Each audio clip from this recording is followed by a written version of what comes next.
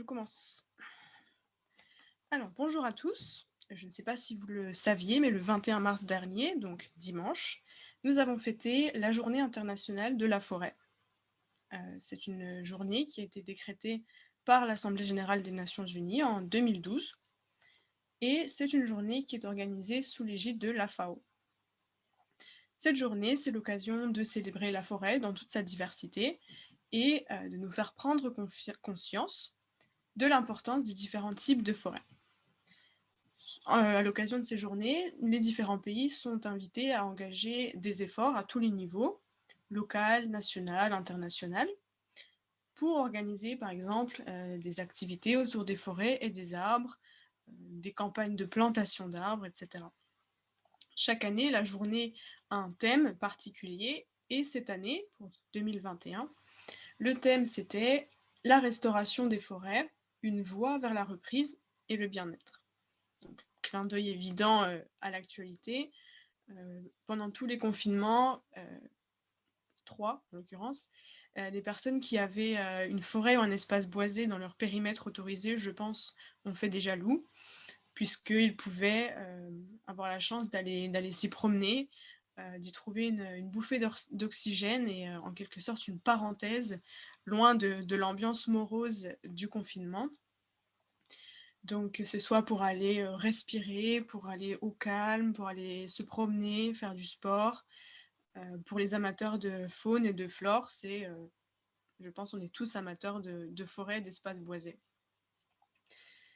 Ce sont des espaces qui sont appréciés à un point qu'en France, il existe une initiative insolite, l'élection de l'arbre de l'année. C'est organisé par l'Office national des forêts et le magazine Terre sauvage. Et donc ce concours récompense les plus beaux arbres du patrimoine français. Si vous consultez le site du ministère de l'Agriculture français, vous pourrez visualiser les résultats qui viennent de paraître pour le vainqueur de l'année 2020. Et d'ailleurs, il y a eu 300 candidats, disons. Et 3 prix ont été décernés. Je vais vous faire une petite liste, et c'est là qu'arrivent les petits noms d'arbres. Le premier, c'est le prix du public, qui a récompensé l'arbre qui a reçu le plus de votes. Le prix a été attribué à un peuplier. Je ne vais pas vous rentrer dans les détails de où il se trouve, etc. Vous pourrez aller voir le site. Ensuite, le prix du jury a récompensé un arbre qui répondait à des caractéristiques esthétiques et historiques. Et c'est un hêtre qui a remporté la palme. Et enfin, le prix coup de cœur a été décerné au Ginkgo biloba. Ensuite, donc, le peuplier qui a remporté le prix du public va défendre les couleurs de la France à la finale européenne, donc au concours de l'arbre de l'année européen.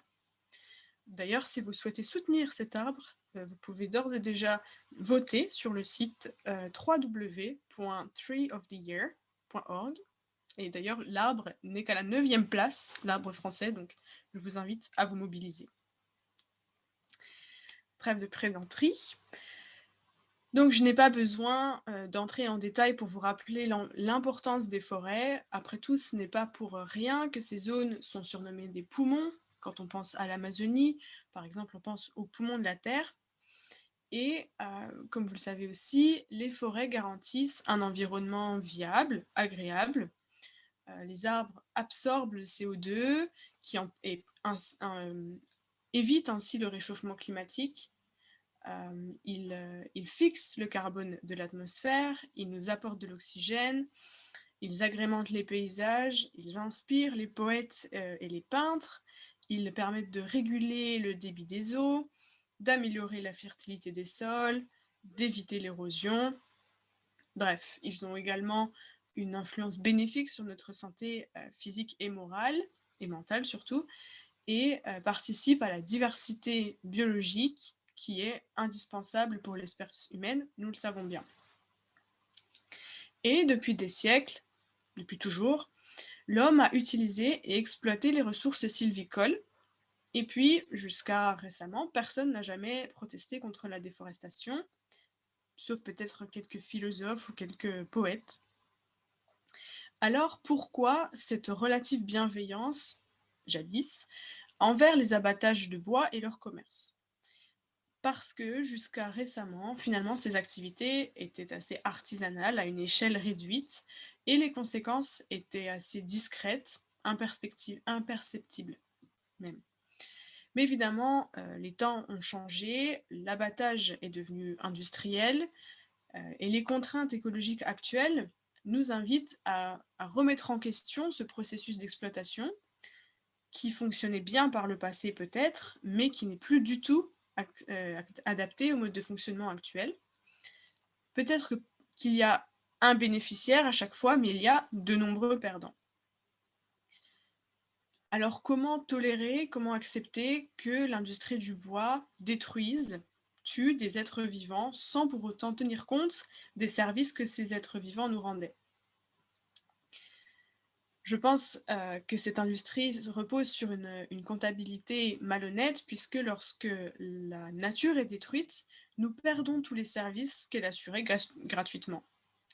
Et nous ne recevons donc rien en échange et il n'existe pas de dispositions juridiques ou financières pour, pour compenser les dommages écologiques impliqués, disons. Et puis, on peut prendre un autre exemple de l'actualité, ce sont les plans de relance ou de soutien liés à la crise économique qui ont été dénoncés souvent puisqu'ils ne s'accompagnent pas de contrepartie environnementale comme les compagnies aériennes, par exemple. On les aide financièrement, mais sans attendre d'elles qu'il y ait d'engagements environnementaux. Mais revenons à nos forêts. Avant que le Covid accapare les unes de journaux, nous avons tous été les témoins impuissants des incendies qui ont ravagé l'Australie début 2020, et même l'Amazonie avant ça. Et si je ne me trompe pas, l'incendie en Amazonie n'a jamais vraiment été éteint. Les appels aux dons se sont multipliés pour venir en aide aux populations affectées, celles qui ont été déplacées, dont les logements ont été détruits. Je pense qu'on a tous été émus par les nouvelles de populations animales décimées, des sauvetages héroïques de koalas encerclés par les flammes, etc. Alors comment accepter que l'activité humaine, qui est responsable du changement climatique, soit finalement responsable de la destruction de cette ressource vitale? Est-ce qu'on pourrait dire que, dans une certaine mesure, nous sommes en train de scier la branche sur laquelle nous sommes assis? Concernant les incendies, c'est un phénomène qui a été énormément étudié par les scientifiques, leurs causes, leurs conséquences. Et d'après une étude qui a été publiée en septembre 2020, à un moment où l'ouest des États-Unis était ravagé par les flammes, cette étude se penche davantage sur ces incendies. Pour vous donner quelques chiffres, en Californie, les feux de forêt ont noirci plus de 1 million d'hectares. Et en Oregon, ce sont plus d'1 million d'Américains qui ont dû fuir leurs habitations en raison des flammes. Et pendant ce temps-là, nous oublions l'un de nos alliés les plus efficaces dans la lutte contre les incendies, et c'est le castor. Je ne plaisante pas. Donc d'après cette étude, lorsque les castors construisent leurs barrages, lorsqu'ils creusent des canaux et qu'ils construisent des bassins, ils vont irriguer toute la zone autour de leur barrage et vont créer un refuge pour les plantes et les animaux. Et finalement, l'ingénierie des castors pourrait permettre de stopper les incendies dans leur progression. Même si vous avez des flammes qui font rage juste à côté, ces zones sont protégées par ce qu'ont fait les castors et ces barrages et sont à l'abri des flammes. Donc, depuis des décennies, les scientifiques savaient que le castor du Canada, ou aussi Castor canadensis en latin, apportait toute une variété de bénéfices écologiques dans toute son aire de répartition, du nord du Mexique à l'Alaska. Il avait été démontré que les mares et les zones humides créées par les castors permettaient de filtrer la pollution aquatique et d'aider les saumons dans leur migration et également à séquestrer le carbone. Depuis longtemps, les chercheurs soupçonnaient que ces architectes à queue plate offraient un énorme service qui était de ralentir la progression des feux de forêt. Et pourtant, aucun scientifique n'avait étudié rigoureusement le phénomène à ce jour. Donc, cette étude de fin 2020 tombe à point nommé puisqu'elle arrive dans une période où les États-Unis étaient ravagés par les incendies. La scientifique principale s'appelait Emily Fairfax, et dans cette étude, elle a sélectionné les feux de forêt les plus importants, les plus graves, survenus depuis 2000 dans 5 États américains. Et c'est là que je vous apporte une photo. J'espère que vous voyez bien. Et elle a parcouru les images satellites prises à proximité des barrages et des mares de castors. Car oui, le travail des castors est visible depuis l'espace, comme le montre cette jolie photo. Donc les chercheurs ont calculé la luxuriance de la végétation environnante, donc près des barrages, pendant et après les incendies. Et sans surprise, les plantes épanouies et bien irriguées étaient d'un vert plus éclatant que les plantes sèches, qui étaient plutôt brunes. Et ensuite, évidemment, une plante qui est bien verte et bien hydratée sera moins inflammable qu'une plante sèche et dorée. Donc c'est pourquoi tous ces écosystèmes des castors sont résistants au feu. Donc les scientifiques ont découvert que les sections fluviales où les castors construisaient leurs barrages aidaient la végétation à rester 3 fois plus luxuriante qu'après l'incendie. Et finalement, les barrages de castors ont permis de tellement inonder les vallées avoisinantes que les plantes ne brûlaient pas, puisqu'on ne peut pas brûler d'eau. Je vais enlever cette image, je pense qu'on n'en a plus besoin. Merci Arnaud d'avoir confirmé. Et de plus, ces oasis ne permettent pas simplement de protéger le castor, mais toute une ménagerie qui n'aurait pas le temps de s'enfuir en cas d'incendie, qui ne vole pas assez vite, qui ne court pas assez vite. Et donc ces animaux vont finir par venir s'abriter dans ces refuges humides. Par exemple, les amphibiens, les reptiles, les oiseaux, les petits mammifères vont venir se protéger des incendies. Alors, certes, les incendies sont un élément essentiel pour renouveler l'habitat de certaines espèces, mais ces incendies, on l'a vu en Australie, peuvent exterminer des populations entières d'animaux ou les décimer. Et puis, de plus, le travail des castors permet également d'aider le retour d'arbres natifs après les incendies.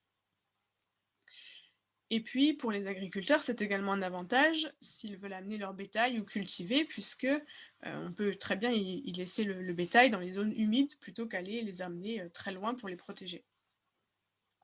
Donc, malgré tous ces services rendus par les castors, des milliers d'individus sont tués chaque année parce qu'ils ont inondé des routes, parce qu'ils ont coupé des arbres ou parce qu'ils ont infligé des dégâts à des propriétés humaines. On devrait, je pense, favoriser des politiques plus humaines et plus intelligentes afin d'apaiser les relations avec ces rongeurs qui nous aideraient à limiter des incendies, par exemple en relocalisant les fauteurs de troubles, en relocalisant les castors, plutôt que de les tuer, aller les mettre ailleurs. Par exemple, on pourrait déplacer les castors autour des villes, puisqu'ils permettraient ensuite d'améliorer l'irrigation du sol et des plantes, et former comme un rempart naturel contre les incendies. C'est une suggestion d'une scientifique, ce n'est pas... Rendons à César ce qui appartient à César. Et le Forest Service des États-Unis proposait également une nouvelle mascotte que je cherche à vous montrer pour ces services. Je pensais avoir ouvert l'image, je vous excuse.